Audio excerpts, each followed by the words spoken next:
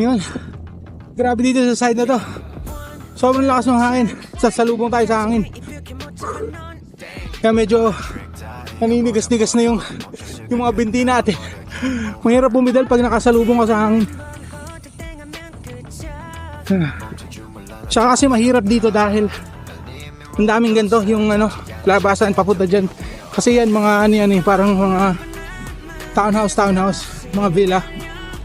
So ang daming gate. Kaya na humihinto-hinto tayo. I mean nag-slow down tayo. Hindi tayo nakapag-bike ng tuloy-tuloy.